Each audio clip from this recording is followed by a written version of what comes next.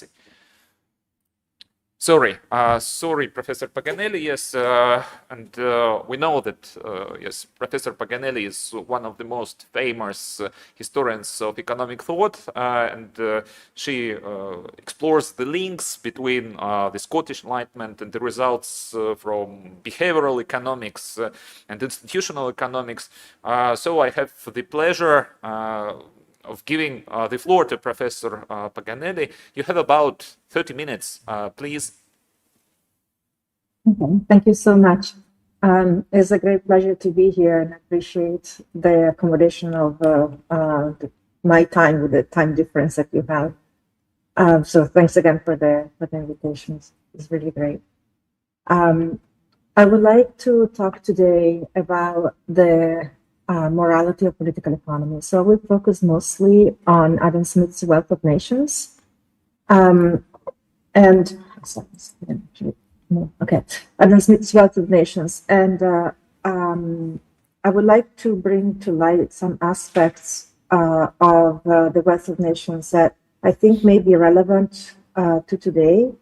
And I also think that occasionally they're not as highlighted as they should be. And this is a great occasion to do it because it is also the 300th birthday of Adam Smith. So this makes me particularly happy to be able to participate at this event. And the reason, the approach that I'm taking is to suggest to read the Wealth of Nations in the same way as Smith interpreted, at least in his own word, in his correspondence, is telling us that the Wealth of Nations for him was the very violent attack that I made upon the whole commercial system of Great Britain. And he's saying that in the context of the correspondence, that when his friend David Hume died, or before his friend David Hume died, he offered to finish his autobiography so that he would be able to describe how Hume passed. And he did it, and he described the Hume passing as a very peaceful passing. And that caused a lot of trouble to Smith because he was not supposed to say that somebody who did not believe in God, was considered an infidel, would be able to die peacefully. But so like he received more criticism, more abuses in the word Smith uses for that description of the death of David Hume than with this violent attack that he made upon the whole commercial system of Britain. And so I would like to explore what it means that Smith considered this, at the Wealth of Nations, a violent attack against the commercial system of Britain, and in a sense, why he didn't receive as many criticism as he was expecting to receive. And I think that part of the reasons why the Wealth of Nations was considered an attack against mercantilism, the commercial system of Britain, is what Smith then calls also mercantile system, or we call mercantilism, is because I don't think that he presents a trade-off between justice and efficiency. And I would like to suggest that in the Wealth of Nations for Smith, what is just is what is efficient, and what is unjust is inefficient. And so the standard trade-off that we think in economics, at least between efficiency and justice, is just absent in Smith. And I think that it's just like is not the way to approach the problem. Instead, what is just is what happens to be efficient as well. And so his main concern is not necessarily efficiency, but is justice, which happens to be efficient as well. And the reason why I'm saying this is because if the wealth of nations is indeed a violent attack against mercantilism, then we can understand in what sense mercantilism is an unjust set of policies that also happen to be inefficient. And the reason why I would suggest this is because mercantilists, in Smith's account at least, are special interest groups that are able to capture the state power and are able to achieve policies that are actually violent so that they can benefit themselves at the expense of everybody else. And when I say that the policies are violent is because Smith tells us that the merchants and manufacturers that are able to combine in special interest groups use the blood and treasure of their fellow citizens to enrich themselves.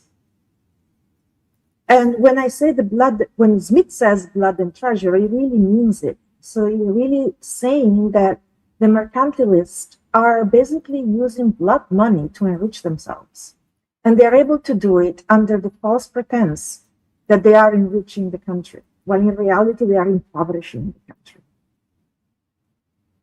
Now, how is it possible to make the claim, which in today's language would be that what Smith is describing is state capture by special interest groups? This is a public choice approach, a public choice reading. Smith didn't have the formal apparatus for it, but the logic that he presents is exactly the same as we would expect to have from a public choice scholar today.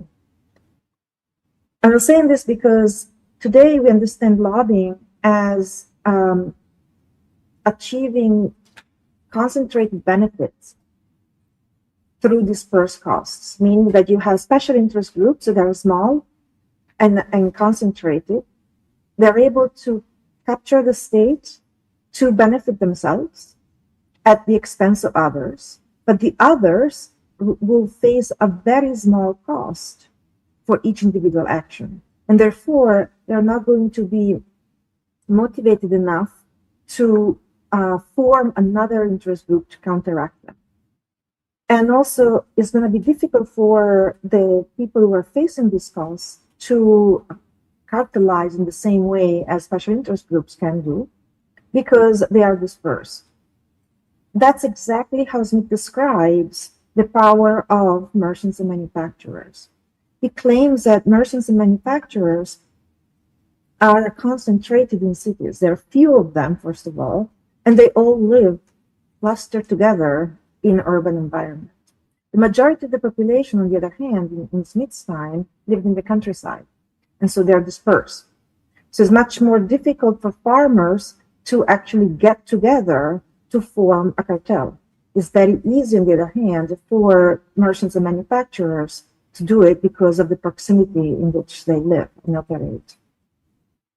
Smith starts with this assumption or with this observation and then tells us there is a problem with the special interest groups the merchants and manufacturers have, because their interest is actually going in the opposite direction than the interest of society. And that's always the case.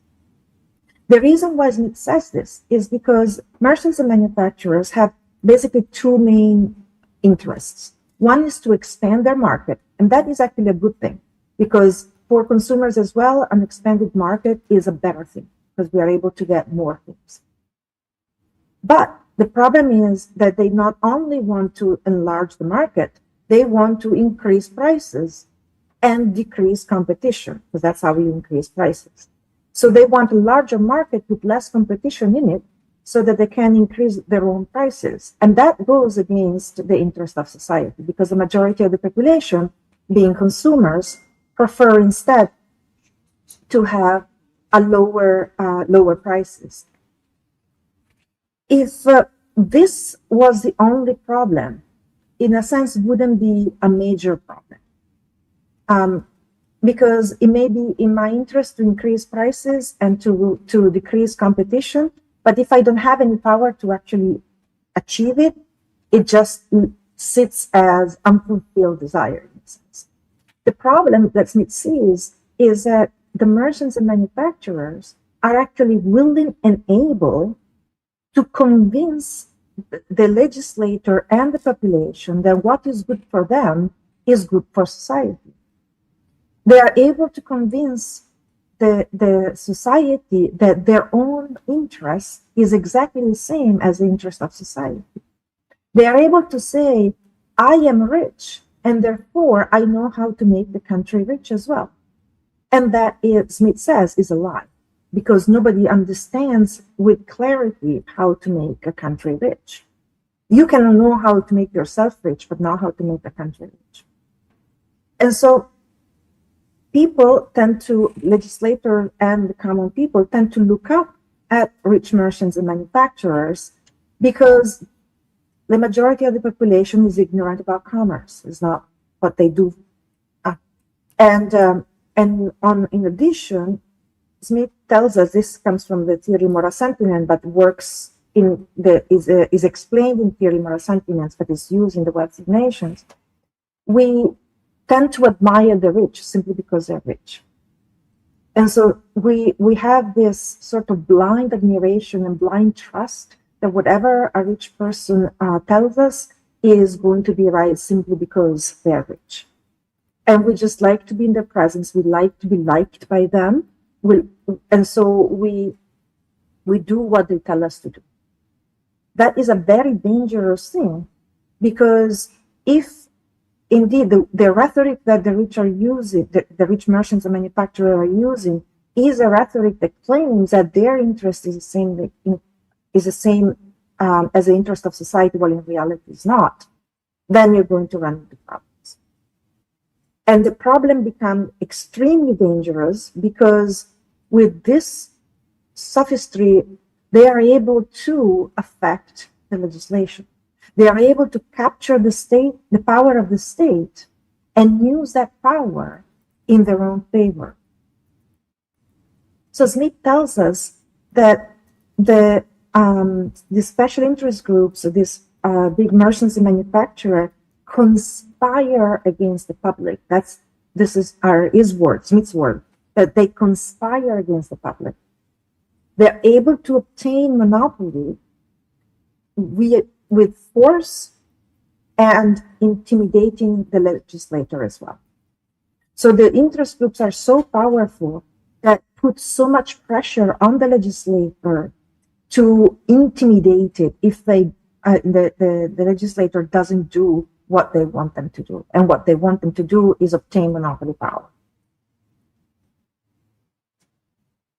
The consequence is, in Smith's account, the creation of the British Empire. So for Smith, the entire British Empire is a product of special interest groups, is a product of state capture that allows monopolies to gain a lot of resources in terms of monetary and in terms of power. So the entire British Empire for Smith is a creation of special interest groups. Why is this a problem? And I'm going to cite directly from Smith. Because to hurt in any degree the interest of any other order of citizens for no other purpose but to promote that of some other is evidently contrary to justice and equality of treatment which a sovereign owes to all his subjects. So Smith is explicitly telling us that state capture is a major problem because it is causing injustice. Because it's benefiting some at the expense of others goes contrary to justice. Why is injustice inefficient, and why is that a problem? As I mentioned, Smith believes that the monopolies that special interest group achieved are achieved through blood money. and it really means blood money, because the higher prices are achieved through, are paid in a sense with human lives. And they're paid with human lives both literally, in the sense that there are wars that are fought with blood and treasure to defend those monopolies, or to establish the monopolies and then defend them. And Smith is willing to say that all the wars that Britain fought in the last couple of 100 years are caused by special interest groups, are meant to defend the monopoly powers that some special interest group have achieved. And lobbying allows the special interest group to change the idea of what should be natural, that commerce creates a bond of friendship, into thinking that commerce creates enemies. And so our trading partners are no longer our partners, but they become our enemy that we have to fight against. If this was not enough, Smith tells us that monopolies are creating death also because they are destroying crops as well as people in order to maintain high prices. He gives the example of Bengal. Bengal in Smith's time is a very fertile land, and Smith claims that is so fertile that it could sustain a very large population. But Bengal has been under the protection of the East Indian Company. And what happens there is, Smith tells us that hundreds of thousands of people die of starvation in a year, despite the fertility of the land. And the reason is because the East Indian Company doesn't need to have that many people, and so it just starved them off. If you think how Smith describes the East Indian Company in the Wealth of Nations, and you compare certain things with what he says in the Theory of Moral Sentiments, you get a sense of the devastating criticism that Smith actually makes. In Wealth of Nations, Smith says that the East Indian Company officials, when they grab as much as they can, and when they leave the country, they leave a destruction behind that is as bad as a major earthquake. And they just walk away without turning back. In the Theory of Moral Sentiments, he also describes an earthquake. He says that if we are told that the entire population of China, which is as far away as it can in Smith's time, is going to be destroyed by an earthquake the next day, and we were asked to save the population of China from this destruction by giving up our little finger, he says there is not a villain on earth that would not give up their little finger to save the entire population of China. And yet, in the Wealth of Nations, it tells us the officials of the East Indian Company are creating that earthquake and leaving the entire population of Bengal to be destroyed. That's a major moral accusation that Smith is making to the East Indian Company and its monopoly. Furthermore, the high prices that monopolies are causing are prices that are hurting the poor. The poor being poor are the people that are most affected by higher prices. And the problem with the poor is that they are the most vulnerable people in society. He tells us that in the Highlands of Scotland, which is a very poor part of the country at the time, a woman would give birth to 20 children just to see 2 of them survive. And that's because of the poverty. it tells us that there are parts of China where the poverty is so severe that parents are drowning their children like puppies because they can't afford to sustain them. Or that there are civilizations in which the poverty is so severe that people think that they're forced to abandon their children, their elderly, and the people who are affected by lingering diseases to be devoured by wild beasts. Because again, you don't have enough to survive.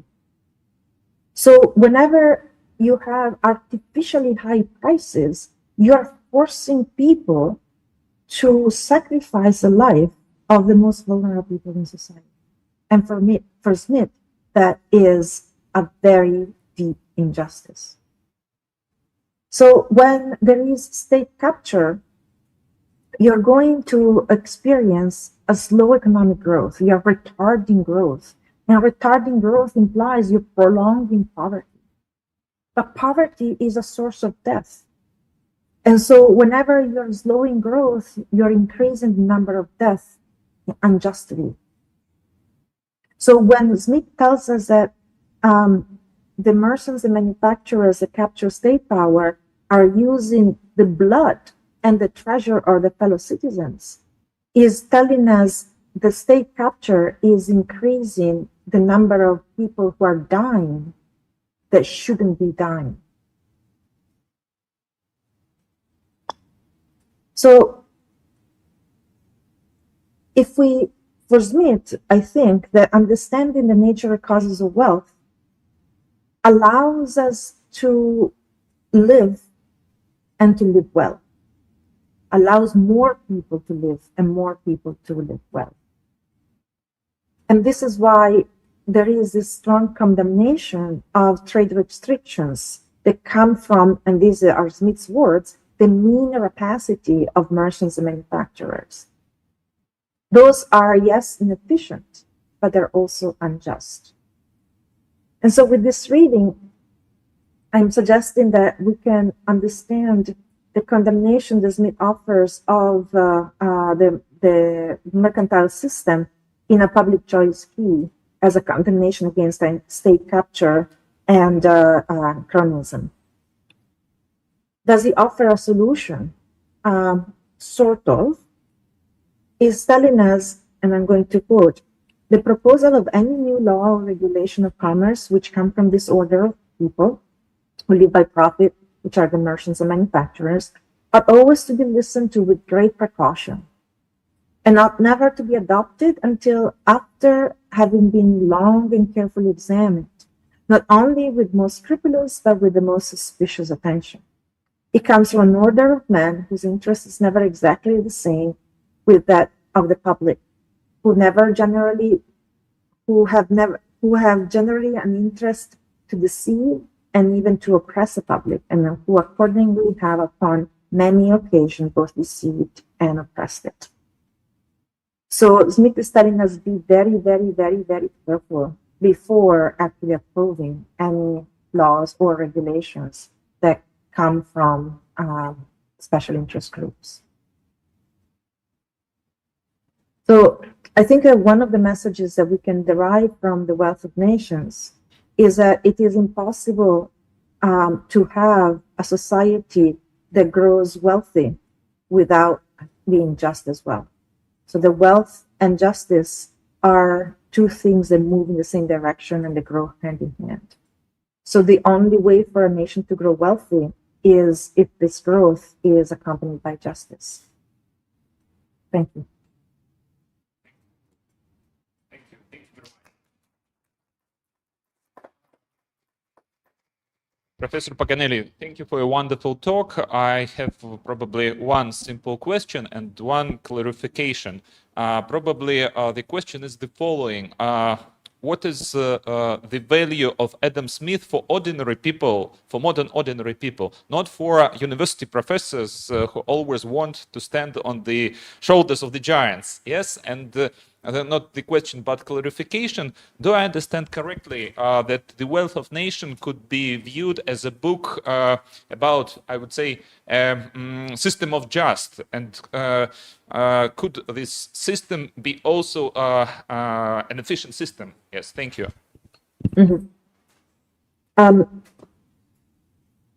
Let me start with the clarification. And yes, that's exactly what I'm trying to say. That one way to understand the wealth of nations is that Smith's main concern is understanding what is a just system. And the just system is also an efficient system. Which is another way of saying that systems that are unjust are going to create inefficiencies in society. So yes, that's exactly the message that I'm trying to put across with this work. What is the value? The value Yes, of Adam Smith, Smith for ordinary people, yes, not for us. yeah.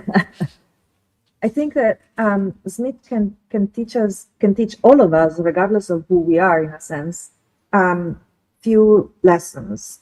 First is that in this particular context, to be aware of where laws come from and not to be fooled by rhetorics that are meant to benefit only some groups as opposed to others. And so look, in a sense, today, I guess we would say, look for the money, where the money comes from, like follow the money.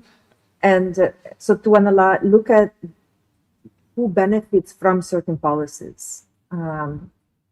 And so be a little bit more skeptical about people who are telling you that they know what is good for you, and they know what is good for the country. So that, I think, is one of the main messages that I think that may be of value for ordinary people.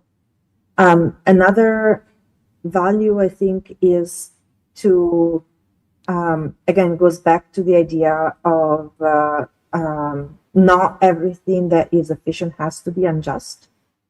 And so, in a sense, good policies are good policies in the sense that they actually work, and they work for society as well. And I can give you an example that I didn't mention explicitly, is just implied in this. But one lesson that I think is important for most people is understanding.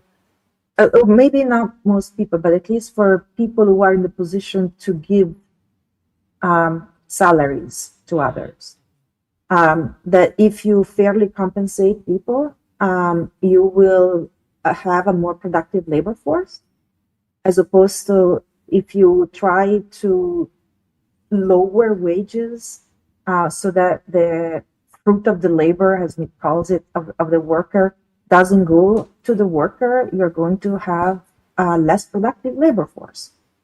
So it seems like a just policy to compensate workers fairly, but that also is something that works in your favor if you are a business person, because you will have a more productive labor force. And Smith tells us that the least productive workers, the most expensive worker that you can have, are enslaved labor. Right? Because they have no incentive to work. They do the minimum necessary to survive. So if you really want to have very, very, very expensive labor force in the sense that they are least productive, don't pay them. And instead, if a worker is able to keep most of their compensation, most of the fruits of their labor as their own compensation, they will have all the incentives to actually produce more and be more productive. So those are some of the lessons that I think that are linked to this particular topic that can be of value for ordinary people. The last one, I would say that we shouldn't be afraid of foreigners. So that's part of Smith's point in complaining against the merchants and manufacturers. They're transforming our trading partners into enemies because of, and this is maybe something that an ordinary person wouldn't use in their own language, but because merchants and manufacturers that have this monopolizing spirit want to present trade as a zero-sum game. And so what I gain is what you lose. And therefore, if you gain, I'm going to lose. And you, as a foreign country, you, France, for example, in Smith's situation, are going to become my enemy. And instead, Smith says, no, that's just nonsense. Like, trade is a mutually beneficial interaction. And you want your trading partners to be wealthy, because you can't, if they're not wealthy, they can't buy much from you. Okay? So you should be happy that your trading partners are wealthy, and you shouldn't envy their wealth and try to get them to be poorer than you, because then you're going to be worse off too. So I think that the understanding that trade is a mutually beneficial activity that our trading partners, in particular our foreign trading partners in Smith's context, are not our enemies but our benefactors in many ways, is a very valuable message that ordinary people could learn from Smith. Thank you, Professor Paganelli. Yes, one more question. Yes, we have one more question. Probably you. Please come closer. Okay. It's more convenient. Следующий к теме, чтобы она могла видеть или как? Да. Don't be shy. Hello. Hello. So may I also ask you a question, please? So we all know that we cannot argue that The Wealth of Nations, well, this book, well, by Adam Smith, was like a diamond of the economic science, well, in his time and also in our times. But I can also say, what if I say what if I tell you that one factor that has always been present, so both in his time, both in our time, and both between this time. So that was human behavior. So was the behavior and the understanding that we are a human being, and therefore justice is always efficient and injustice is always inefficient is not true. So you remember that in 1993, well, Robert Vogel got a Nobel Prize, in economics, in economic science actually, for proving that slavery was 30%, at least 30% more efficient than the normal type of economics. So we can say, and moreover, before that time, so everybody was taught, at school, that slavery was not so efficient, and therefore, so people gave it up. No, he proved the vice versa. But why did people come to this? Well, why did they give up? Well, because the behavioral part. So because the morality. So people understood that, in 1820s, it was quite normal. So everybody, said, this is the type of economics that we should not change. Well, that is how people thought. So not economic, scientists, actually. Well, not like in economists. And already in the 40s, people thought that the slavery was the worst thing in economics that that they could have. And it also led to the war between the North and the South, in the United States. So that was 15 years later. So after the time, and I've also seen some pictures. It's not like caricatures, but some kind of pictures like well, well, yeah, that slaves were sold. Well, and also some kind of a note that well, here you can see a family, a black family. Well, this sold well to different people, and they might not be well, might not see each other anyway. Well, any more time again. So so what do you think about it? So now, can you now say that justice is always sufficient and injustice is always inefficient? So Right. thank you. Um, In our that's time. a, yeah. So I'm thinking of what incentives does a slave to work? What incentives does a slave have to be productive? And I'm thinking of two major figures of today's world. Thinking of Elon Musk or Steve Jobs. Would they have achieved as slaves the same achievements that they achieved as free laborers? It's controversial. I'm just asking, like, it may be controversial, or maybe it's just like, would Elon Musk have done the same thing that he has done today had he been a slave? What incentive would he have had? Would Steve Jobs or Bill Gates have achieved the kind of innovations and the kind of amount of work that they have done had they been slaves? I mean, Elon Musk slept under his desk for years just so he could be in the office, right? Would the slave have done it? I think that so. Sorry about. I think that well, if we're talking about the leader like Elon Musk or like Bill Gates and so on, so of course, if he were a slave, so of course we wouldn't have such a productive well type of companies. Yeah. So like they have and like they created well from nothing. But if we're talking about the workers, so I mean that. Well, of course, I'm against slavery. Well, everybody is against slavery. But I think that, well, I assume that if we're talking about, well, the time before 1993, so when it was proven, then, well, at that time, it might have been more effective. More effective, though not moral at all. So. And therefore, I say that morality is even a more important factor. So the human behavior, so that we understand that we are human beings, and not just so that this is not just the economic machine. So what is the economic machine? This is it consists of us, of people, and what we think.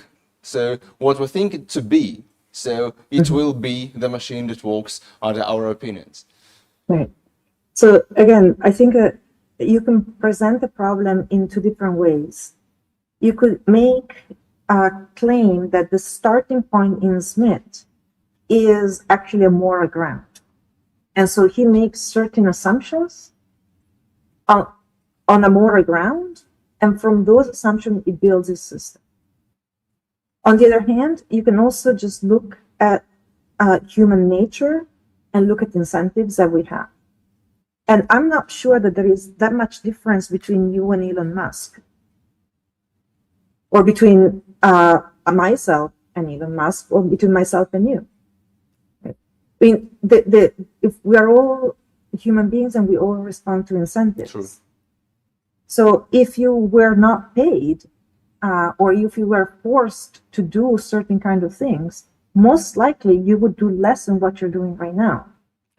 If your salary is completely disconnected from your productivity, you are going most likely to be less productive than if your salary is linked to your productivity. Because if you produce more, you can gain more. If you produce less, you gain less. So I don't think that there is that much difference between Musk and yourself, for that matter.